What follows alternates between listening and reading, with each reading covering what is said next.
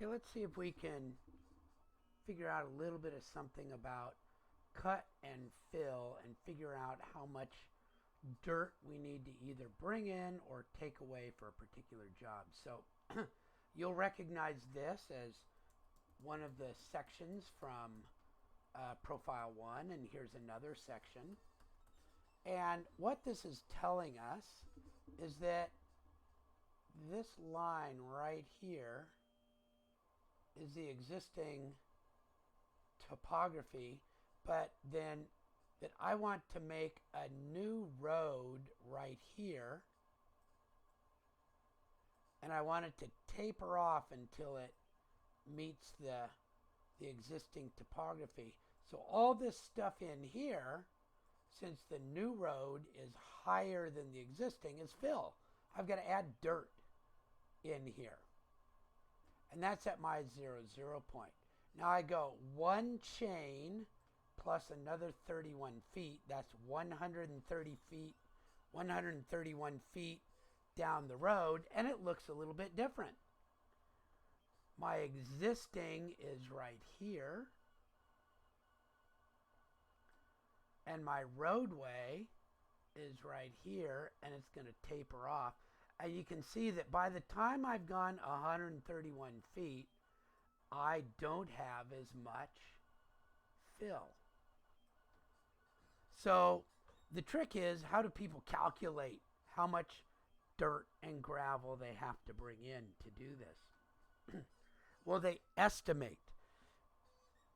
And as you can imagine, it doesn't look like this and all of a sudden immediately change to this 131 feet away. It gradually changes. But I don't know how it changes in between these 2 points. So I have to figure out if there's this much dirt and it's got to go for 131 feet until it gets there, how much dirt would it be? So this is why people like to do tons of sections, and instead of going 131 feet, they'd go maybe 50 feet down the road and do another section, and then another 50 feet and do another section, and another 50 feet, because it would give them a better estimate. But I don't care about how good my estimate is right now. I just want to know how to estimate. So here's how you estimate. If I say that it's going to be this much dirt to fill in this much, and then it's going to carry on for 131 feet, the volume that it's going to take up is this area times how far I have to drop it in that same amount of area as I go back. So if I were to draw it, and I'm going to make my cut or my fill this kind of dirt thing, I would take this area here and I would extend it for 131 feet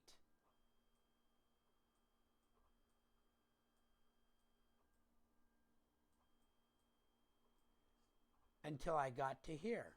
And then I would take this area and extend it until my next one. But I just want to calculate this volume of dirt right here. Okay, so that's what I'm going to do. I'm going to catch this area. I'm going to calculate the area and then multiply it by how far I go until my next section. So let's see if we can do that.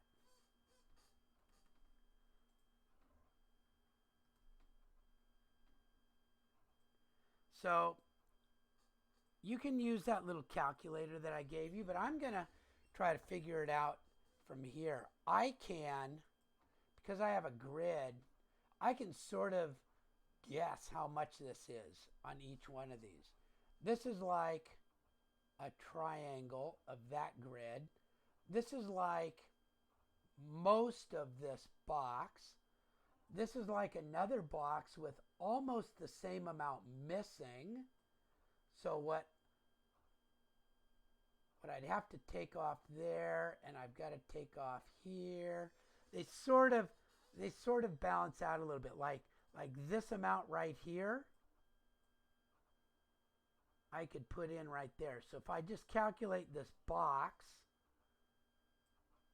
and then don't do this one, I'll be okay. And if I calculate this box, and it looks like that one would be pretty close. See how I can get fairly close on my estimate just using some rectangles, and maybe I'll have to use a triangle. So here we go. I said I'm going to take this box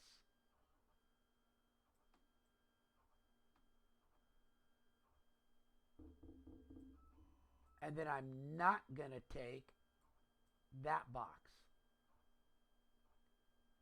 because this little bit would be the same as what I'm off by up there.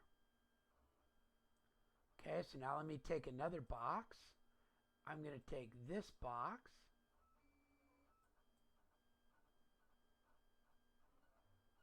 and I know it's off by a little bit here, so I'm going to ignore this little bit, because that little bit there looks like it would fill in right there. And now I look at the two pieces that are left, this one and this one, and they're pretty similar too, right? If like this little shape up here would pretty much fill in this one right here. So I'm going to take this box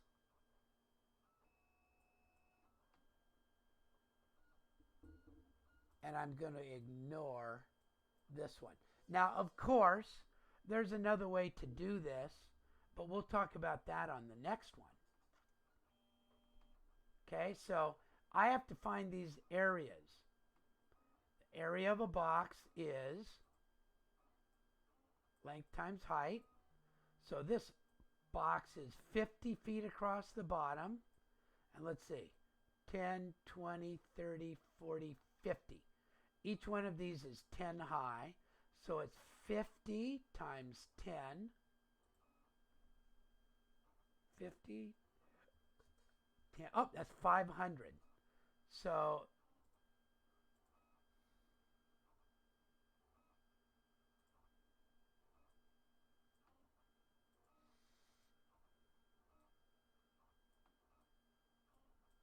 it's 500 square feet.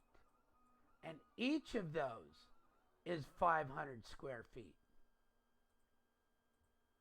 That one's 500 square feet. That one's 500 square feet. So I have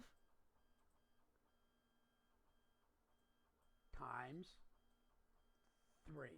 Now I can use my calculator over here because I'm notorious for getting it wrong, but I think it's going to be 1,500 square feet. 500 times 3, so I got to click over here, times 3, 1,500 square feet.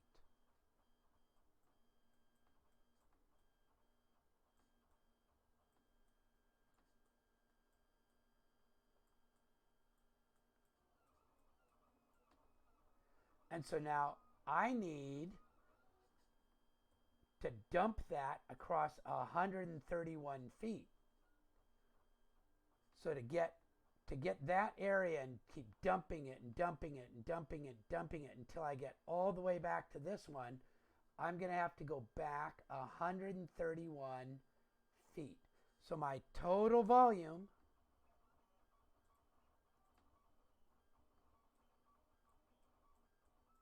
$1,500 times 131. Oh man, times 131. 196,500 cubic feet. That's a lot. But now I gave you a little calculator that you can use to turn this into cubic yards. Okay, and each yard, let's go take a look at a new one here. Each yard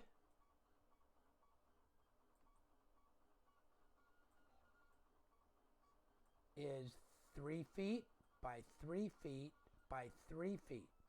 So the volume is 3 times 3 times 3, and I'm pretty sure that's 27. So each cubic yard is 27 cubic feet. So I'm going to say 196,500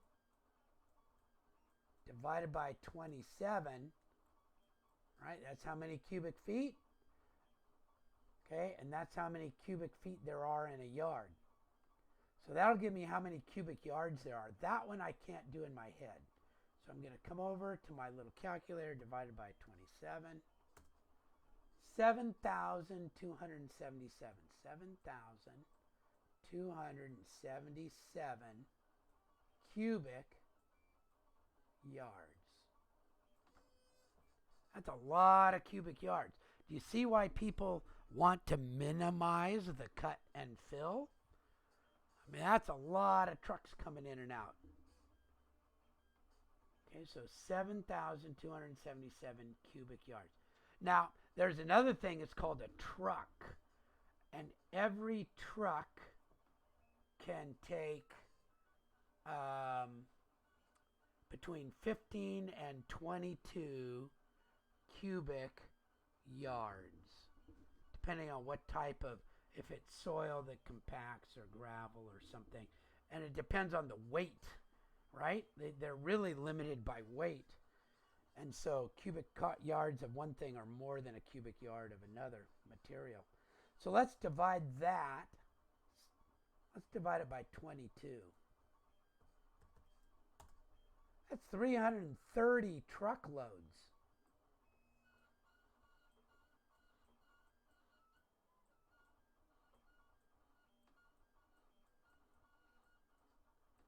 That's a lot of trucks going back and forth to dump gravel on that roadway. But that's how you calculate cut and fill. Now, of course, hopefully there's a place on this roadway, instead of using trucks, that we can just use a bulldozer and push this stuff for, you know, a couple 100 feet and just push it. That's easier than trucks. That's why we do net, cut, and fill calculations, so we can figure out the magnitude of work for doing this. And you think that it's not a big thing because this is a big road. It happens on developments of one house, of 10 houses, of a small commercial lot, of a large commercial lot, of an airport, of a roadway. This is all part of the calculation when you're doing land planning of new development, where you have to really set the drainage and make sure that everything is going to be okay. All right? So that's how we go about doing it. Let me put a couple of quick notes on here for you. Okay? 27 cubic feet equals 1 cubic yard. And I gave you a calculator in Excel that will help you figure that one out. Okay? And somewhere between 15 to 22 cubic yards equals 1 truckload.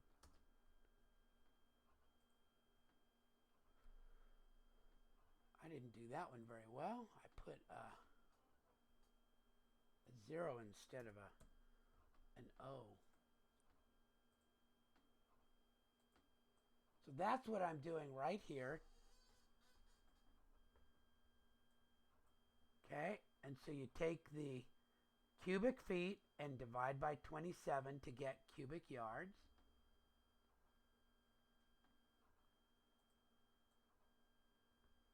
And over here, you divide the cubic yards by somewhere between 15 to 22 to get